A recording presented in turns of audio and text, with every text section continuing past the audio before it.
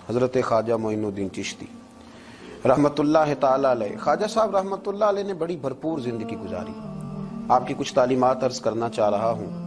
خواجہ صاحب رحمتُ اللہ علیہ نے بڑے سخت ریاضتیں کی، مجاہدے کیے، دن بھر تبلیغ دین کا فریضہ سر انجام دیتے۔ خواجہ صاحب رحمتُ اللہ تعالی علیہ کے خلفاء فرماتے ہیں کہ خواجہ صاحب روزانہ اتنا لنگر پکواتے تھے، اتنا وسیع لنگر ہوتا تھا کہ جتنے مرضی لوگ شام تک آتے تھے لیکن وہ ختم نہیں ہوا کرتا تھا۔ لیکن اپنا حال یہ تھا کہ رات کی پکی ہوئی ایک روٹی لیتے تھے، اس کو پانی میں بھگو لیتے تھے، کچھ گھنٹے جب وہ بھگوئی رہتی تھی نرم ہو جاتی تھی، پھر اس کو تناول فرمایا کرتے تھے۔ اور فرماتے ہیں کہ جو کام کرتے ہم نے خواجہ صاحب کو سب سے کم دیکھا ہے وہ ہے کھانا کھاتے اور سوتے۔ یہ دو کام کرتے ہم نے انہیں بڑا کم دیکھا، اور زیادہ تر ان کا وقت عبادت میں، ریاضت میں، تلاوت میں گزرا کرتا تھا۔ 50 سال کا عرصہ انہوں نے اس طرح گزارا ہے کہ عشاء کے بعد تھوڑی دیر کے لیے، چند گھنٹوں کے لیے گھر تشریف لے جاتے تھے، پھر واپس لوٹتے تھے اور فجر تک مسجد میں عبادت کیا کرتے تھے۔ کئی دفعہ حضرت خواجہ اجمیر علیہ رحمہ پر وہ وقت بھی گزرا ہے کہ ایک دن میں 2 قرآن پاک ختم فرمایا کرتے ہیں۔ ایک دن میں 2 قرآن پاک، ایک قرآن پاک صبح میں ختم ہوا، ایک قرآن پاک رات میں ختم کر دیا۔ خواجہ صاحب علیہ رحمہ اس درد کے ساتھ تلاوت فرماتے تھے کہ لوگ کہتے ہیں کہ وہ تو بیدار رہتے ہی تھے، تلاوت سننے والے بھی آنکھیں کھول لیا کرتے تھے۔ خواجہ صاحب رحمتُ اللہ تعالیٰ لیکن نوافل کی کثرت کا کوئی اندازہ ہی نہ تھا۔ خواجہ صاحب کی ریاضتیں، مجاہدے، عبادتیں، یہ ساری چیزیں اپنی جگہ مسلمہ تھی۔ اس کے ساتھ ساتھ جب وہ اپنے خلفاء کی، اپنے مریدوں کی تربیت کرتے تھے تو رنگ نرالا ہوتا تھا۔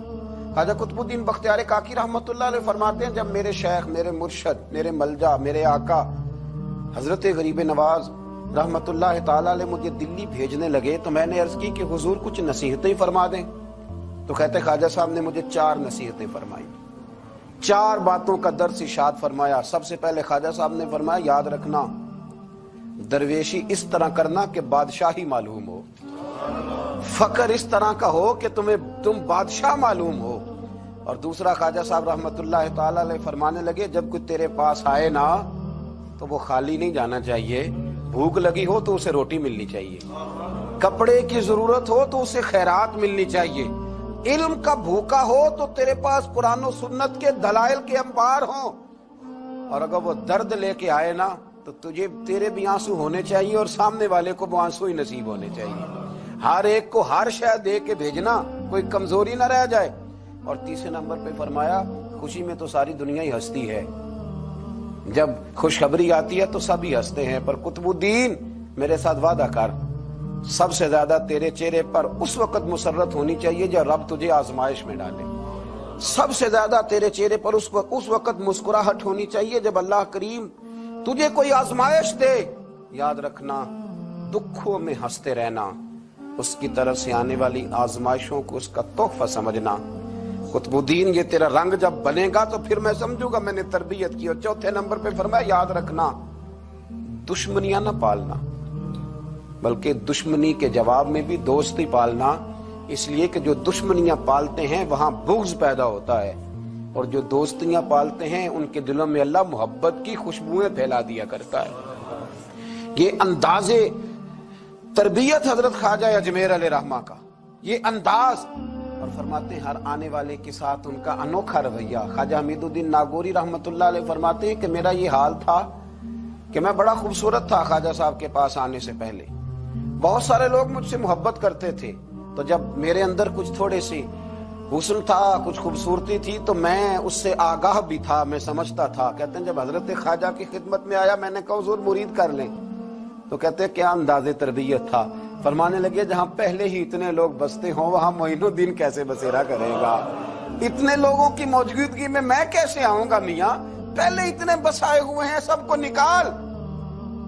تو حضرت خواجہ اجمیر علیہ رحمہ نے جب یہ کہا تو خواجہ حمید الدین ناگوری رحمتُ اللہ علیہ اٹھ کے قدموں میں بیٹھ گئے، کہنے لگے حضور سارا زمانہ میرے پیچھے بھاگتا ہے، پر اس طرف بھی تو غور فرمائے نا، میں اگر بھاگا ہوں تو معین الدین اجمیری کے پیچھے بھاگا ہوں، حضور مہربانی فرمائیں۔ خواجہ اجمیر نے بیعت فرمایا، جب اٹھ کے باہر نکلے نا تو ایک شخص کہنے لگا حضور یہ نوجوان ہے، میں اس کو جانتا ہوں، اس طرح کے نوجوان یوں ہی ہوتے ہیں۔ فرمایا اچھا تو جانتا ہے نا، पर मोइनुद्दीन का बनने से पहले जानता था। अब ये मेरा बन गया, अगर जानना हुआ ना तो जरा जा गली में कुछ लोगों से बात कर रहा है, देख ले क्या बात हो रही है। ख्वाजा हमीदुद्दीन बाहर निकले तो पुराने यार मिलने आ गए। उन्होंने कहा चलो, आप फरमाने लगे मियाँ अब नहीं जाना, अब दो गलियां याद करनी है, एक जो शेख के घर जाती है और दूसरी जो वापस आती है। अब दोबारा भाई कहीं भी नहीं जाना। मैं कहा जनाब वो फलां भी बुला रहा है। ख्वाजा हमीदुद्दीन साहब ने कोई बड़ा ही जुमला बोल दिया। फरमाने लगे वो बुला रहा है तो क्या हुआ, अब तो जन्नत की हूर भी बुलाएगी तो नहीं जाना, अब नहीं जाना। अब मैंने तरबियत ले ली है, अब मैंने फैज ले लिया है, अब मैंने उधर ही तवज्जो रखनी है जहां का मैं हो गया हूं। एक दर फड़िए मोहकम फड़िए, फिर एक दई होके मरिए, यक दर गिर ते मोहकम गिर। ये जगह जगह जाने का क्या मतलब? ये तरबियत है, ये अंदाज है, ये म्यार और ये स्टेटस ख्वाजा साहब ने अपने मुरीदों को सिखाया। इतनी इबादत है, इतनी रियाजत है, इतनी तरबियत है, फिर भी रो पड़े हैं, फिर भी बुढ़ापा आया है तो तड़प उठे, फिर भी चंद खुलफा को करीब बुलाया है। तो हजरत मोइनुद्दीन कहने लगे मेरे लिए दुआ करो। तो कहा हुजूर 90 साल के करीब उम्र हो गई, जिंदगी भर आपको वुजू में देखा, हुजूर जिंदगी भर सजदे में देखा, जिंदगी भर रानाई में देखा, तबलीग में देखा, खिदमत में देखा, लोगों को खिलाते देखा, घर के अंदर से लेकर बाहर तक हमने आपको दूसरों का सोचते ही देखा।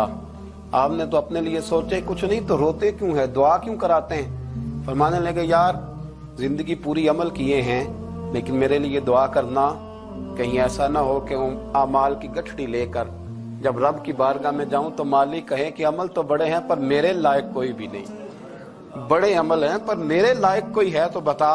यार ये जितनी गठड़ी है ना आमाल की, तुम्हें बड़े बड़े हसीन नजर आते हैं, पर इनमें से कोई मालिक के लायक बन जाए, मेरी कोई कबूलियत हो जाए, मेरी कबूलियत मैं नीवा ते मेरा मुर्शद उच्चा ते मैं उच्चियां दे संग लाई, इते सदके जावां उन्हां उच्चियां तो जिन्हां नीवें नाल निभाई। दुआ करो, अल्लाह की बारगाह में इल्तिजा करो कि मेरी कबूलियत हो जाए। इन्नमा यख्शल्लाह मिन इबादिहिल उलमा। कुरान मजीद ने कहा कि अल्लाह के बंदों में से जो आलिम होते हैं उनमें खशियत होती है, उनमें खौफ होता है। वो चूंकि जानते ज्यादा हैं तो वो डरते भी ज्यादा हैं, उनके अंदर एहसास भी ज्यादा होता है। हजरत अब्दुल्लाह इब्न मसूद रज़ी अल्लाह तआला अन्हु फरमाया करते थे, कसरत कलाम करने वाला तो आलिम नहीं होता, अल्लाह से ज्यादा डरने वाला आलिम होता है। कसरत कलाम वाला तो आलिम नहीं, वो जिसके दिल में खशियत ज्यादा है वो बड़ा आलिम है।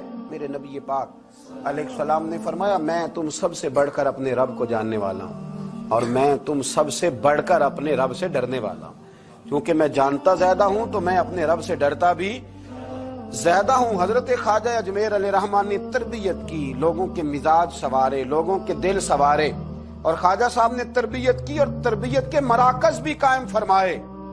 अजमेर के फैजान से फिर दिल्ली में ख्वाजा कुतुबुद्दीन का मरकज कायम हुआ, फिर उसी फैजान से पाकपतन में बाबा फरीदुद्दीन गंज शकर का मरकज कायम हुआ, फिर उसी फैजान से ख्वाजा नसीरुद्दीन चिराग देलवी का मरकज कायम हुआ, फिर उसी फैजान से मुहार शरीफ का मरकज कायम हुआ, फिर उसी फैजान से पीर पठान ख्वाजा सुलेमान तौंसवी का मरकज कायम हुआ, फिर उसी तरबियत की रोशनी में हजरत शमसुल आरिफीन सियालवी तैयार हुए, फिर उसी तरबियत की रोशनी में पीर मेहर अली शाह जैसे लोग तैयार हुए, फिर उसी तरतीब से उसी रोशनी ने बड़े बड़े मशाइख को तरतीब दिया, इसलिए कि वो मुरत्तब करने वाले थे, वो तरतीब देने वाले थे, वो काम करने वाले थे। बंगले, कोठियां, जायदादे, मकान और गाड़ियों के साथ लोगों के सामने नमूदार नहीं हुए, वो हुए तो अपने तरबियत याफ्ता खुलफा के साथ नमूदार हुए। उन्होंने तरबियत की, मराकज बनाए। दुआ करें अल्लाह ताला हमें तालीमात पर अमल की तौफीक अता फरमाए, नक्शे कदम चलने की तौफीक अता फरमाए।